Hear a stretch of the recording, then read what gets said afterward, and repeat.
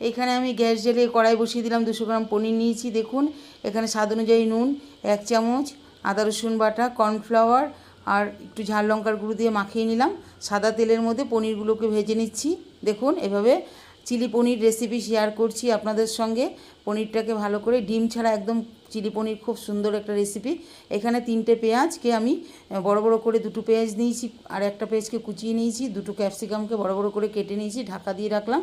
একটু স্বাদ অনুযায়ী নুন দিয়েছি, 2টো লঙ্কা, কাঁচা লঙ্কা চিড়ে দিয়েছি। দেখুন ঝাল লঙ্কার গুঁড়ো দিয়েছি একটু, 1 চামচের মতো সয়া সস দিয়ে এটাকে নেড়ে চেড়ে, 1/2 চামচ আদা রসুন বাটা দিয়েছিলাম। আর হলো আপনার এখানে এতটা পরিমাণে টমেটো সস দিয়েছি, দিয়ে দেখুন নেড়ে চেড়ে এখানে চিনি দিয়েছি 1 চামচ, 4 চামচ। এবার পনিরগুলোকে দিয়ে দেবো। দারুণ একটা রেসিপি, আপনার বাড়িতে ট্রাই করবেন, আশা করি ভালো লাগবে, খুবই ভালো লাগবে। রুটি পরোটা সার্ভ করার জন্য রেডি। দেখুন কত সুন্দর হয়েছে।